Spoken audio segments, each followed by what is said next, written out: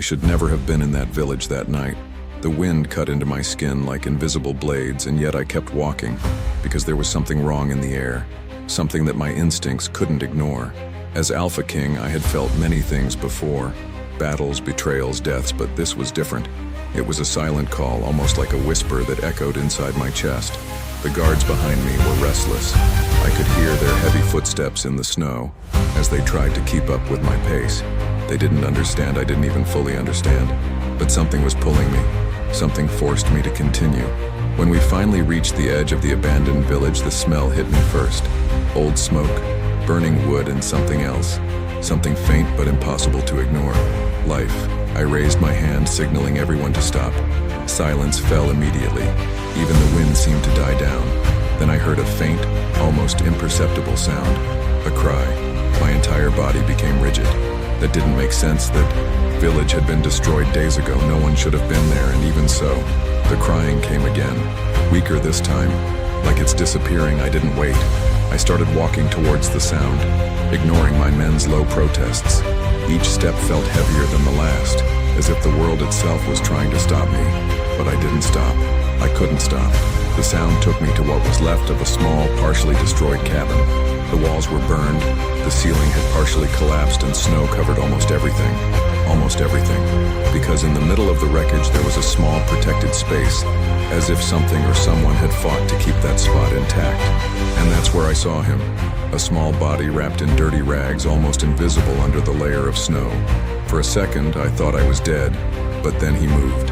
A weak, almost non-existent movement. And that sound again. A broken cry. Something inside me broke in that instant. I didn't hesitate. I knelt in the snow, ignoring the cold, and pushed away the pieces of wood and ice with my bare hands. When I finally reached him, I froze. He was just a child, too small, too thin, skin pale as if life is slowly escaping. But that wasn't what stopped me. It was the look. His eyes opened for a brief second, and at that moment, everything around me disappeared.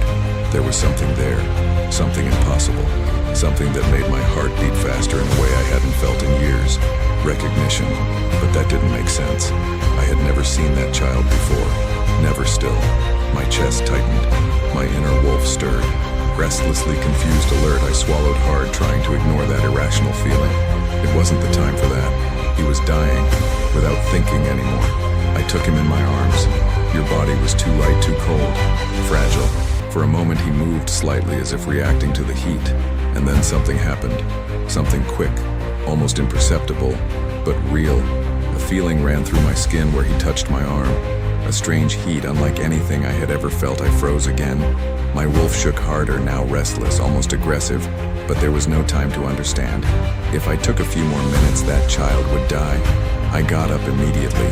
Take everything you can, I ordered without taking your eyes off him. Let's go back now. The men didn't question. They knew from my tone that it wasn't a request. As we walked back, I held the child tight against me, trying to protect him from the cold. But the truth was that it wasn't just that I didn't want to let him go. And that bothered me more than it should have. Because that wasn't normal. Not for me. Not for an Alpha King. When we finally arrived at the castle, the healers were already waiting. I handed the child over carefully, watching their every move with attention I couldn't hide. Will he survive? Asked one of my guards. I didn't respond. I couldn't answer. Because for the first time in a long time, I had no control over what was happening. And that this irritated me. But not as much as the fact that a part of me, a part I didn't fully recognize, I had already decided that child would not die. Not under my command. Not while I was there. And even without knowing why I had already crossed a line. A line I would never come back from. Because the moment I found him in the snow, something has changed. Something I still couldn't understand, but soon it would change everything. The smell of medicinal herbs was still in the air when I entered the room again. The healers had worked for hours, and yet the silence that dominated the environment was not one of relief. Era of uncertainty, I walked slowly to the bed where he was lying small. In the rest to take up so much space and at the same time seeming to carry something much bigger than your own body. The skin was still pale, but it no longer had that scary tone it had before. He breathed, weak, irregular, but alive. I stood next to the bed without saying anything, taking in every detail as if I was trying to find hidden answers where there clearly were none. One of the healers approached carefully, as if afraid of interrupting something invisible. "He lost a lot of heat," he said in a low voice, but we managed to stabilize his body. He hesitated for a second before continuing. "What we can't explain is what happened next." I didn't look away from the child. "Continue." There was a moment when his pulse almost disappeared. The healer continued, and then it suddenly came back stronger, as if something had reacted. Something responded. My hands slowly closed. I knew exactly what moment he was talking about. The touch. That strange sensation still seemed to echo on my skin, like a persistent reminder that this hadn't been normal. No child reacted like that. No dying body simply returned as if it had been pulled back, unless I pushed that thought away immediately. No, it didn't make sense. The healer took a step back, respecting the silence that took over the space. "Will he survive?" I asked finally. "If you continue reacting like this, yes," he replied. "But it will take time. Time. Something that child almost didn't have." I nodded slowly and made a gesture dismissing everyone I want to be alone. They left without question, closing the door behind them. And then there was only the sound of his faint breathing and the growing weight inside my chest. I shouldn't be there. An alpha king does not spend hours next to an unknown child. Do not abandon responsibilities for something that is not part of your world. But even so, I didn't move. I sat next to the bed and watched. Minutes passed, maybe hours. Time began to lose meaning, and then he moved. It was a small, almost imperceptible movement, but enough to capture my attention. His fingers twitched slightly as if he was trying to hold something in the void. My body reacted before my mind. I leaned a little closer, bringing my hand closer without thinking, and the moment my fingers touched his, it happened again. The heat, stronger this time, clearer, rising through my skin like a living pulse. My breath hitched for a second. My wolf inside me reacted immediately by awakening with an intensity I hadn't felt in a long time. It wasn't aggressive, it wasn't a threat, it was something else. Something I couldn't name, but it left me immobile. His eyes slowly opened, confused, weak, but alive. And for a moment, he looked at me directly. No fear, without hesitation, as if he recognized me. My heart beat faster again, that same impossible feeling coming back even more intense. That's not possible, I thought. But even so, he didn't look away. And then something even stranger happened. His fingers closed around mine with surprising strength, for someone in that state.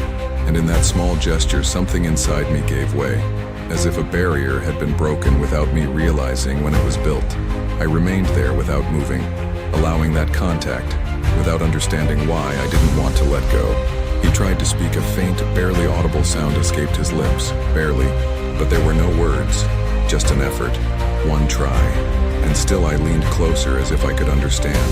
"It's okay," I murmured without realizing. The voice was softer than normal, different, something I haven't used in a long time.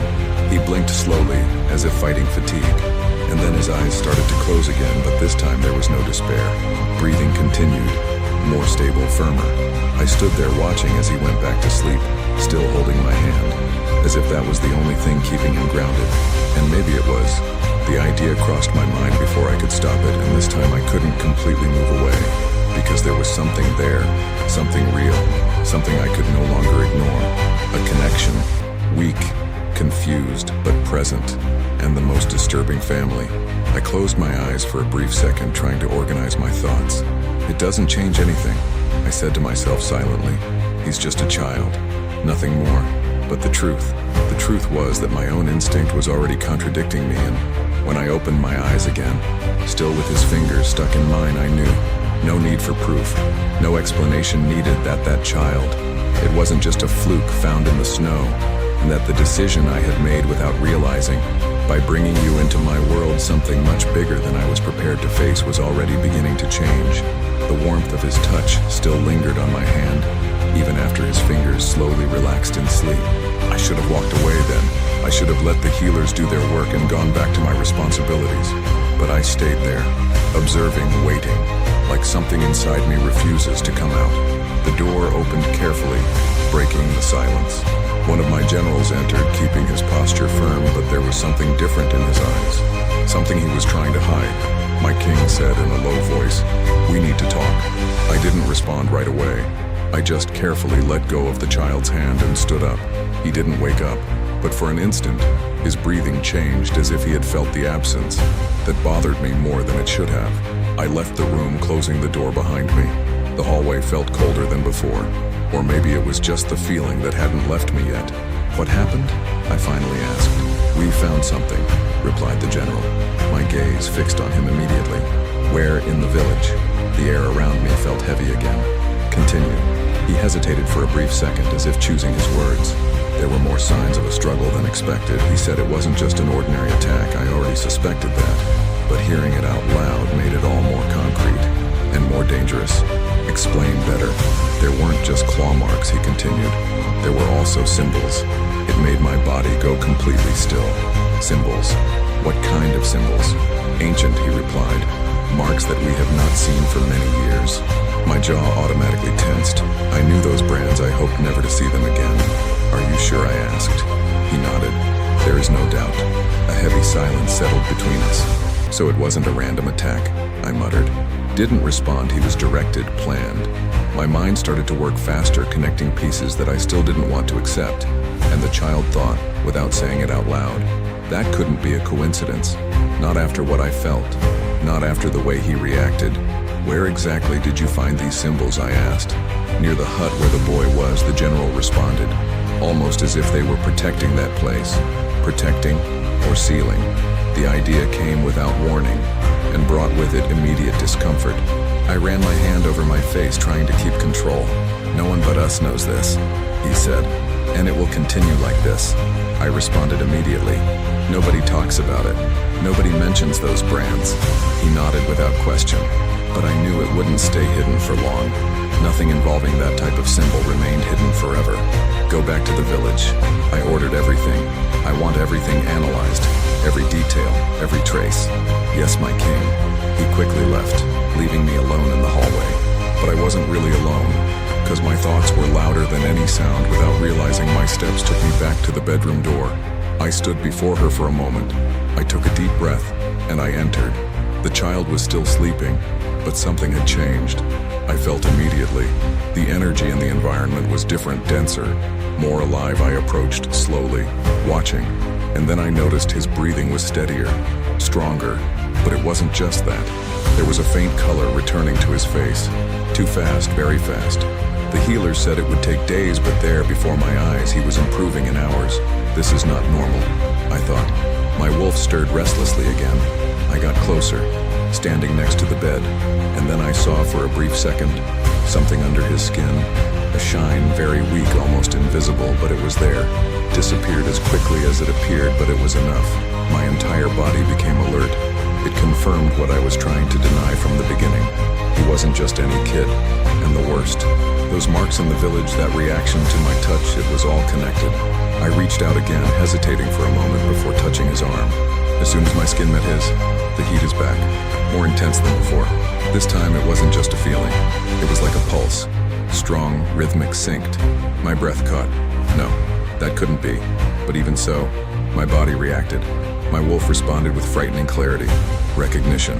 I pulled my hand away quickly as if I had been burned. This doesn't make sense, I whispered. But deep down I already knew. I knew it wasn't a coincidence. I knew that child had been put in my path by something bigger. And I knew that the more I tried to ignore, but that would pull me.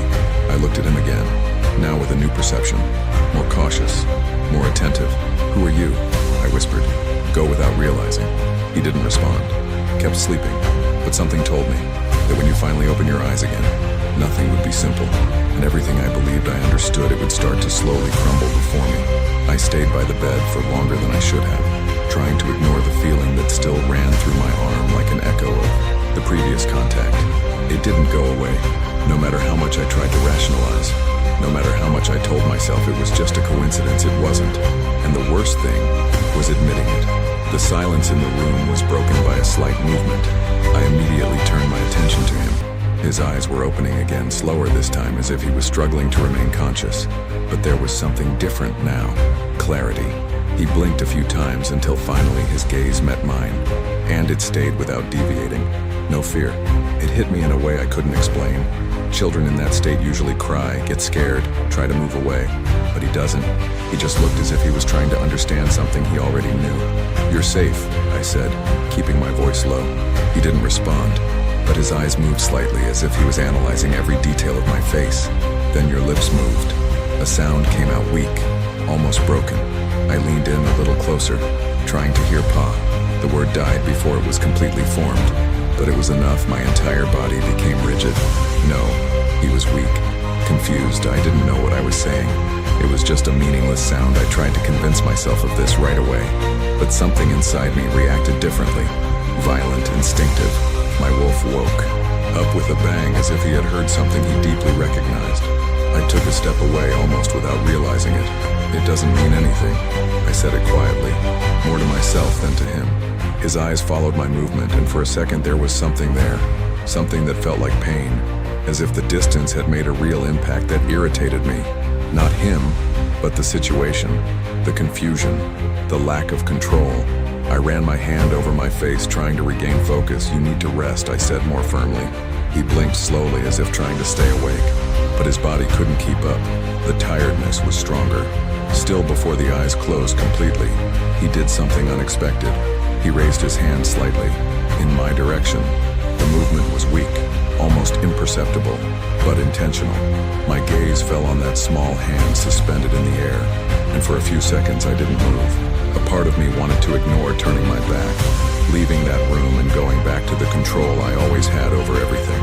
But another part stronger, quieter. I had already decided. I got closer again without saying anything, without thinking too much, and I held his hand. The moment the contact happened, the heat is back. But this time, it didn't come as a shock. It came as something stable, constant, almost natural. My breathing slowed down without me noticing, and his body reacted too. The muscles relaxed. The expression softened, as if that was exactly what he needed. I stood there, holding his hand, watching as sleep finally took him again. But now nothing seemed the same. The room, the silence, even the air seemed thicker, charged with something I still couldn't define.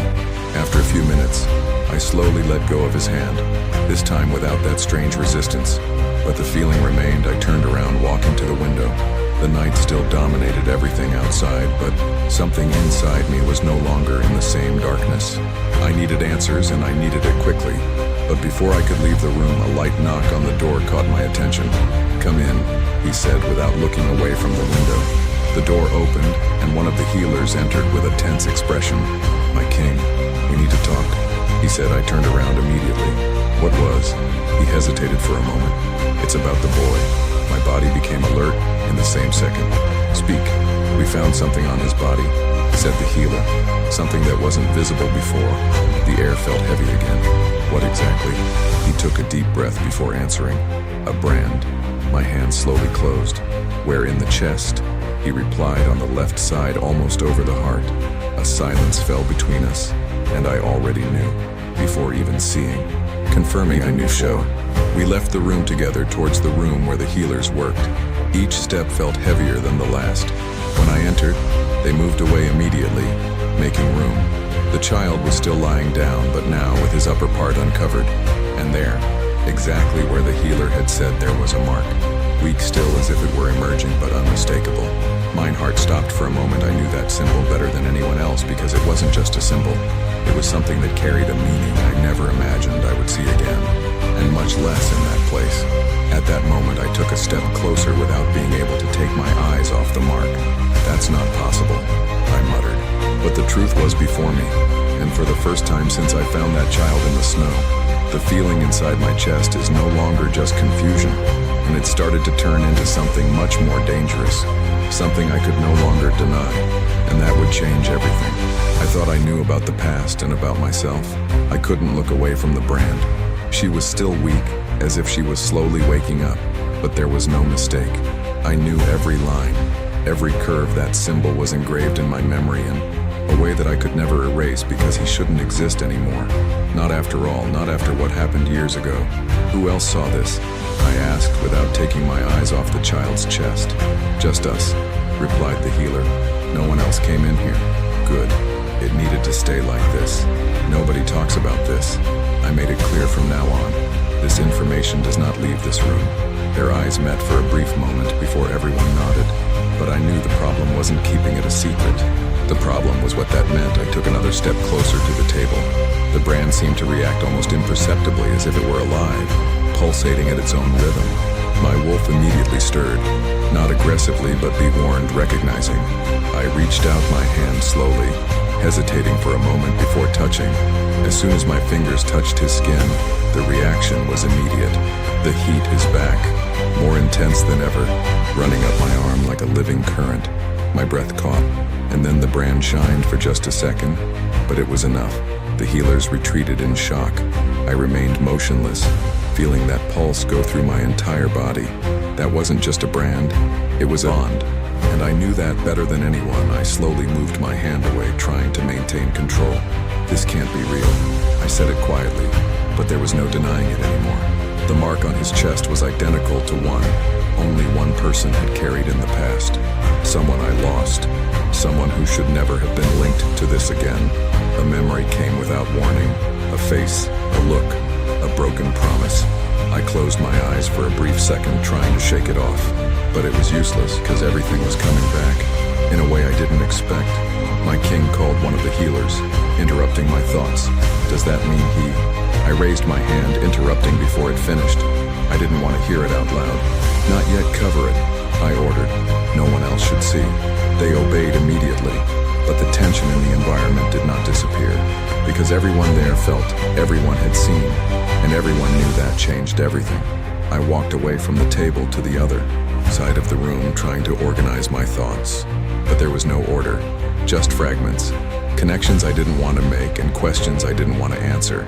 If this brand is what I think, then I started but stopped before finishing, because saying that would make it real, and I wasn't ready for that yet. He can't be murmured, but at the same time everything pointed to this. The destroyed village, the symbols, the reaction to my touch, the way he looked at me, and now the brand. It wasn't a coincidence. It couldn't be. I took a deep breath, trying to regain control, prepare a room for him. He finally said something safe and isolated. Yes, my king, replied one of the healers immediately. And no one enters without my permission, I added. They nodded again. I knew I was making a decision that would have consequences, but there was no choice if anyone else saw that. If the information spread, he would become a target, and not just for common enemies, but for something much worse. Something I knew too well. I turned my gaze to the child once again, now with a new perception, heavier, more aware. Who put you in my path, I thought, and why? But no answer came, just silence. I approached him again, stopping next to him. The face still calm, the body still fragile, but now I knew that was just the surface. There was something much bigger hidden there, something that could change the fate of us all. And maybe I was already changing without me being able to stop it. I reached out one more time, but this time I didn't touch. I stopped before observing, controlling. Because now I needed to think like a king, not as someone who was being pulled by something they didn't understand. But even so, even though I try to keep my distance truth was already clear. I could ignore that child. Not after what I saw, not after what I felt, and mainly, not after recognizing something I thought I had lost forever. Something that now, somehow impossible. It was there again. Breathing before me, I remained there for a few more seconds, watching as the healers carefully covered his body, as if they were trying to hide something that no fabric could completely hide. The mark was no longer visible, but the feeling of it still lingered in the air like an invisible weight pressing down on everything around it. I turned around without saying anything else, and left the room. The hallway seemed longer than before, each step echoing in a way that irritated me because it reflected exactly what was happening inside my head. Nothing was silent. Everything screamed. Old memories began to surface without permission, bringing images that I spent years trying to bury. That same brand, the same energy, the same kind of connection I swore I'd never feel again. This can't be happening, I thought as I walked. But the more I tried to deny it, the clearer it all became. I suddenly stopped in the middle of the hallway, closing my eyes for a moment. Breathe, control. I needed to think as king, as a leader, not like someone stuck in the past. If that was what I suspected, then that child was not only in danger, he was the danger, or at least the center of something that could destroy much more than a single village. And still, when I remembered his look, the way you held my hand, of that broken sound, trying to form a word. All that logic started to fail. This irritated me, because I've never been someone guided by emotions. I never allowed feelings to interfere with my decisions, but now I wasn't so sure. I continued walking until I reached the strategy room. I pushed the door without waiting and entered. Some of my generals were already there, analyzing maps and reports. Everyone went silent the moment they saw me. My king said, one of them taking a step forward, "I want everything we have about that village." I spoke directly, without hesitation. Every detail, every name, every movement before the attack. They exchanged glances quickly. "We have already started to gather information," replied another. "But there are still many gaps, so fill in the order. No one destroys an entire village and leaves behind ancient symbols for no reason." "Yes, my king." I walked to the table, looking at the map spread out. That region had no strategic importance. There were no relevant resources, nothing that would justify an attack of that level, unless I rested my hands on the table, feeling the weight of conclusion forming. "The target was never the village," I murmured. The generals came to attention immediately. "So what happened?" asked one of them. I didn't respond, but the answer was already clear. The child. Everything pointed to this. The attack. The symbols. The exact location where he was found. This wasn't random destruction. It was a search or attempted elimination. "Did they find any survivors other than him?" I asked. "None," replied the general. "All bodies were located. So he was the only one, or the only one that mattered." My gaze hardened. "Double the patrols in that region," I ordered. "I want any suspicious movement reported immediately." "Yes, my king." "And no one mentions the child," I added. They nodded without question, but I knew that wouldn't stop the curiosity from growing. Nothing stayed hidden for long inside a castle. I left the room before any more questions arose. I had no answers to give, not yet, but I needed to find them before it was too late. Without noticing, my steps took me back to the room. I stopped in front of the door for a brief moment. Something inside me hesitated, not out of fear, but because of the awareness that every time I entered there, I moved further away from the neutrality I tried to maintain. Still, I opened the door. The environment was silent. The lowest light. The healers had already left. There was only him left, lying down, breathing more. Steadily now I approached slowly, and something immediately caught my attention. His expression. There was no more pain. Not from weakness. It was calm. Too deep for someone who was on the verge of death just a few hours ago. This is not normal. I thought one more time, but there was no longer room for normality in that situation. I stood by the bed watching, and then without warning his eyes opened. This time there was no confusion, no effort, just awareness. Clara direct. He looked at me like he was already waiting, as if he knew I would come back, and for a moment the world around seemed to disappear again. That same recognition, stronger now, more impossible to ignore. My wolf reacted immediately, no doubt but sure, and it made my whole body tense, because if my instinct was see right, so it wasn't just a coincidence, not a mistake.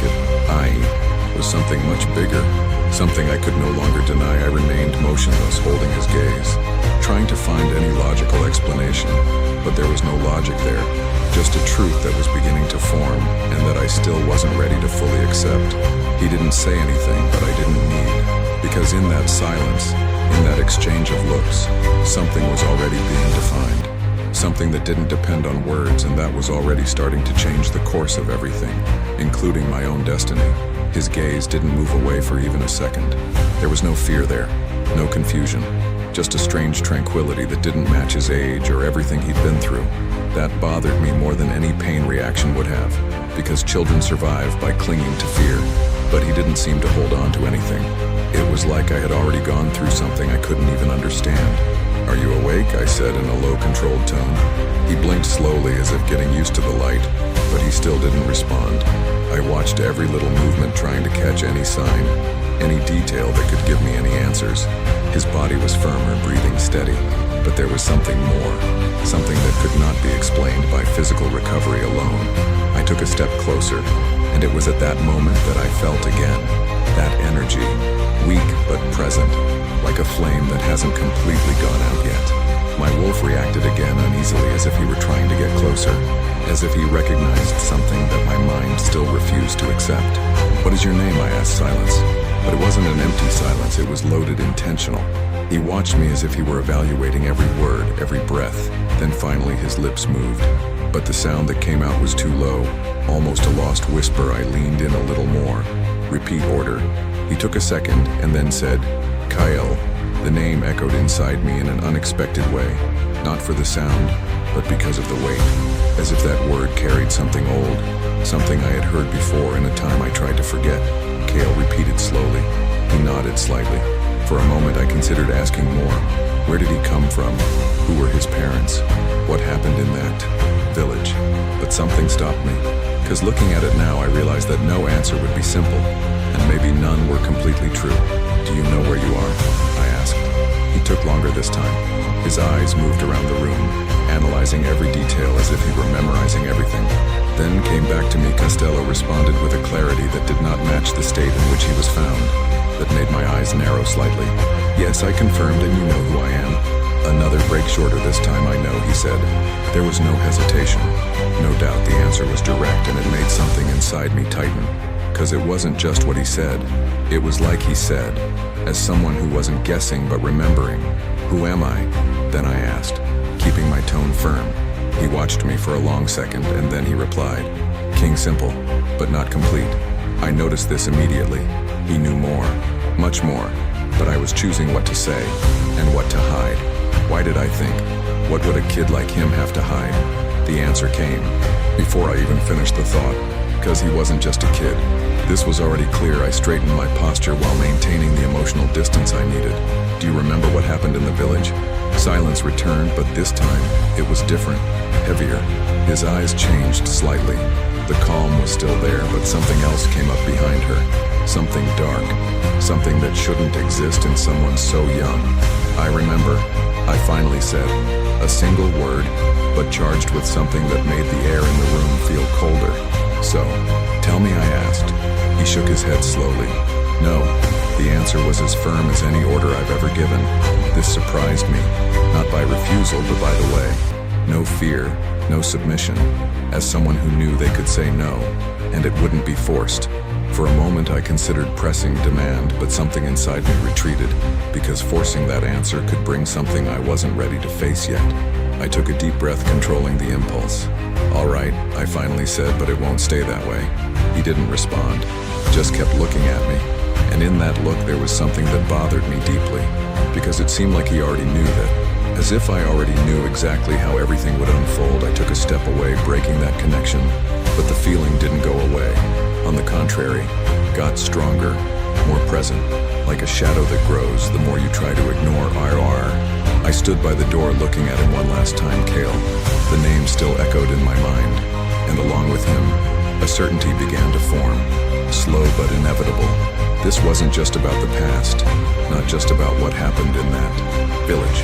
It was something bigger, something that was already in motion, and now I was inside my own castle, breathing, observing, waiting, and maybe much more aware of all this than I would like to admit. I closed the door carefully, but didn't move away immediately. I stayed there for a few seconds with my hand still resting on the wood, trying to organize what had just happened. Kale, the name wouldn't leave my mind. Not the way he spoke, not even the look. That wasn't just weird, it was wrong, as if something had been placed out of place in the world.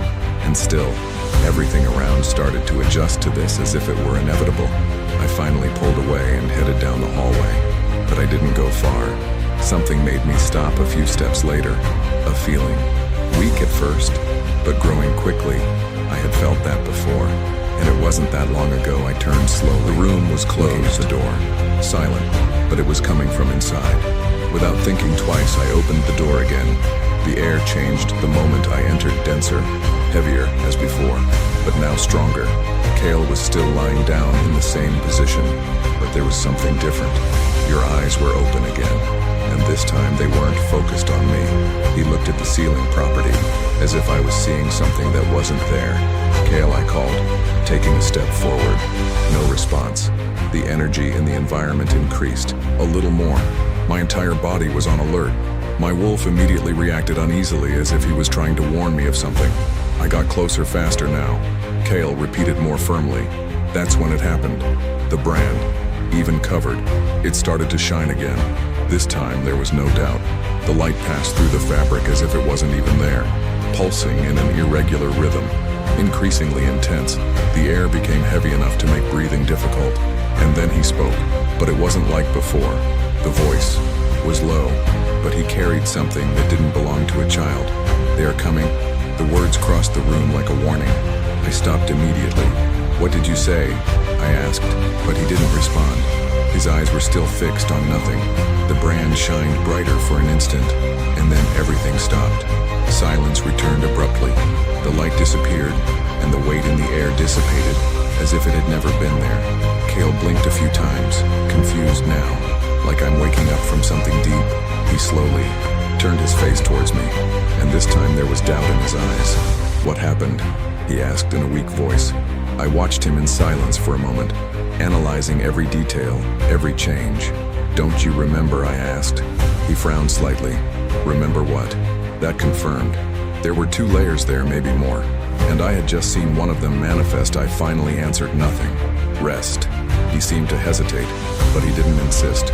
He just closed his eyes again as if the tiredness had returned with full force. I stayed there for a few more seconds, thinking, connecting, "They are coming." The phrase echoed in my mind now with much greater weight, because that didn't seem like a delusion, not a dream. It felt like a warning, and if it were true, so the time I thought I had, it didn't exist. I turned and left the room faster this time.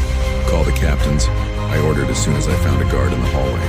Now he nodded and ran without question. I kept walking without stopping. My mind was already ahead, calculating possibilities, organizing responses if someone was coming, if anyone knew. So the castle was no longer just a refuge, it was a target, and I needed to treat it as such. I entered the control room and went straight to the central table. "Open all recent reports of movement at the borders," I ordered. "I want any sign of approach, even if it seems insignificant." The soldiers moved quickly. The environment changed in seconds from routine to full alert. As the maps were opened before me, a single certainty was formed with absolute clarity. What started in that village, it didn't end there. The destruction was just the beginning, and now approached silent, but inevitable. I rested my hands on the table, observing the possible routes, thinking about strategies. But deep down, I knew this was no ordinary war. It wasn't about territory, no power. It was about something much more specific, much more dangerous. And somehow it all led back to that child Kale. I closed my eyes for a brief second, and then I took a deep breath. "If they are coming," I muttered under my breath, "so they will find me prepared." But even saying that, one part you knew about me. That preparation might not be enough because there was something at stake that I still didn't fully understand. Something that was just beginning to reveal itself, and that it had already passed the point where it could be ignored. The maps were open before me, but for the first time in a long time there weren't enough lines and territories.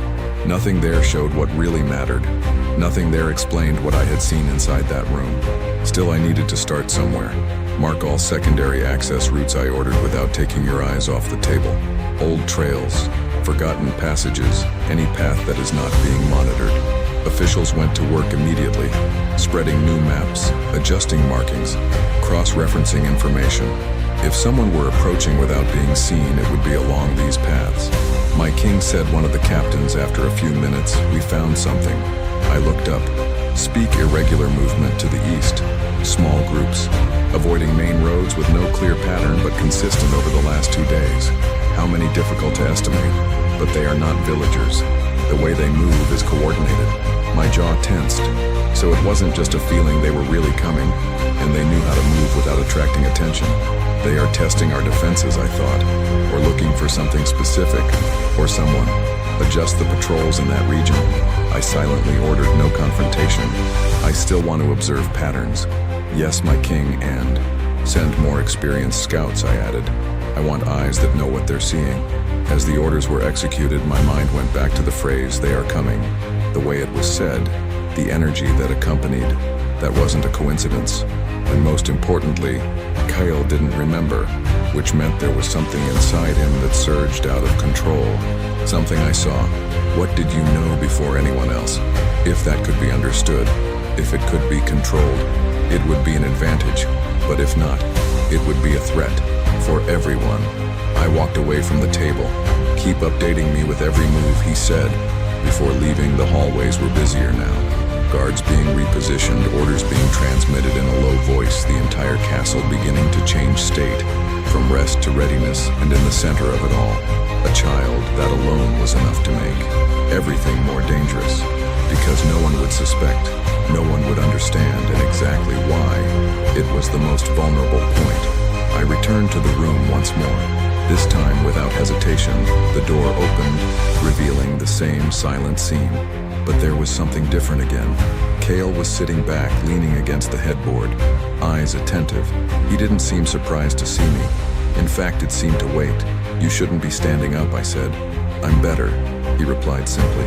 It was true. The change was visible. Too fast. Unnatural. "This is not normal," I said more to myself than to him. He tilted his head slightly. "None of this is..." The answer came calmly. Direct and strangely aware, I approached, stopping a few steps away. "What did you mean before?" I asked. He didn't look away. "Before what when told they are coming." There was a brief silence, but there was no confusion this time. Just a choice being made. "I saw it," he said. But shadows responded without hesitation, moving quickly without making noise, but they were looking for what. He stared at me for a second longer this time. The answer was there, but he didn't say. Until finally. To me, the air seemed to get heavier again, but not in the same way as before. This time, it was different. It was real tangible. "So you know they come because of you," I said, not as a question, but as an observation. He didn't respond immediately, but he also didn't deny that was enough. "Why didn't you tell me before?" "You didn't ask," he replied. The simplicity of the answer made me stop for a second, because there was no provocation, no challenge, just truth. I took a deep breath, controlling my reaction. "You need to understand," I spoke now more firmly. "This is not just about you. This puts the whole castle at risk." "I know," he said, no fear without hesitation, and still, no regrets. This made me look at him more closely. "Who are they?" I asked. He was silent for a few seconds, as if deciding how much to reveal, so I said, "The same ones who destroyed the village. I already know this. But who are?" This time he took longer, much more, and when he spoke, the voice was lower, as if the name itself had weight. "They don't have a name that you know, but they know you." That made something inside me freeze, because this possibility I hadn't yet fully considered. "How do you know?" He watched me in silence, and in that look there was something I recognized immediately, not as memory but as a feeling. Link. How is that the story hadn't started with him, but long before, in a time that I thought was buried. "You've already crossed their path," Cale said, and this time, there was no doubt in his voice, just certainty. A certainty that began to align pieces within my own mind.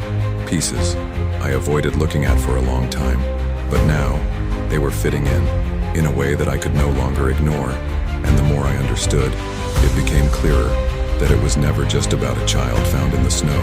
It was never just about a destroyed village.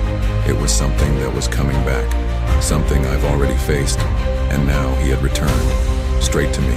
That last sentence never left my head for a second. "Have you ever crossed their path?" Cale's words echoed like something I tried to bury for years, but never really went away.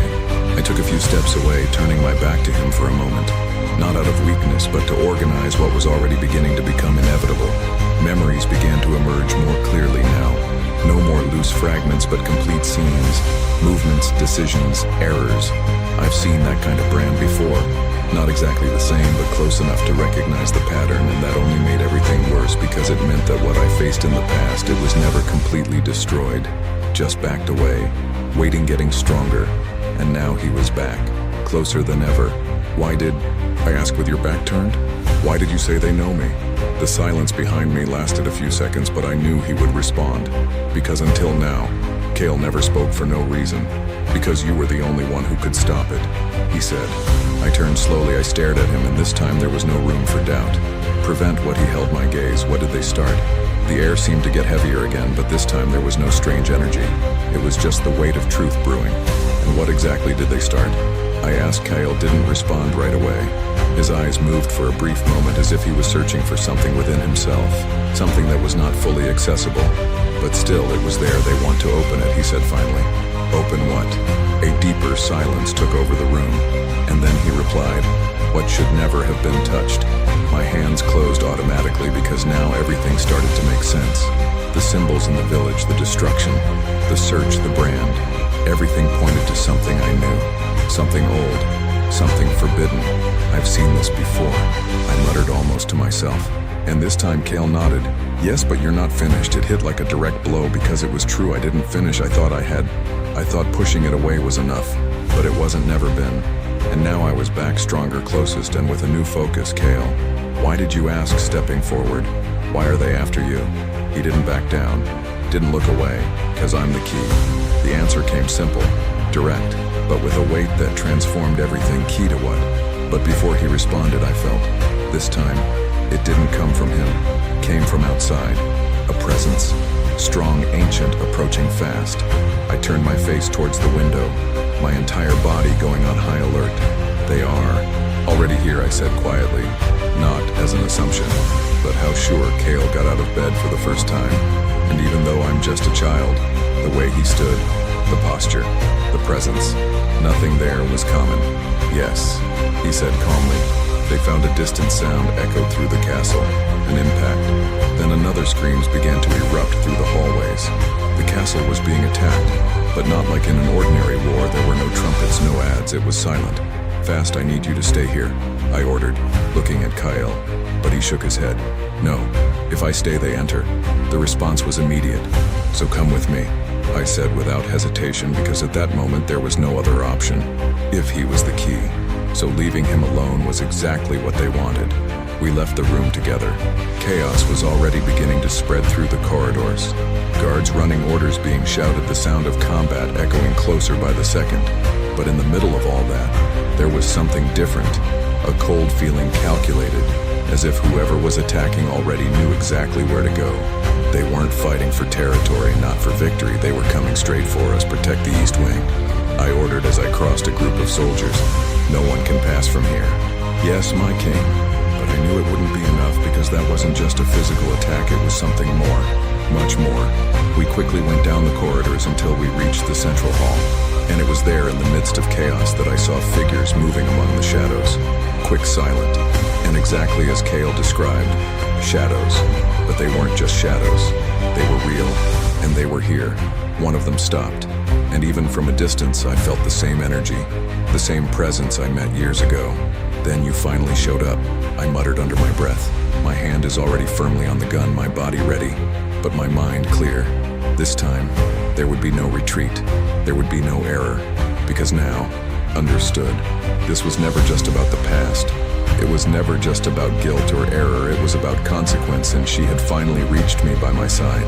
Kale remained silent, but I felt his energy growing again, not out of control, but waking up like something that finally found its place. I didn't know exactly what was coming next, but one thing was clear.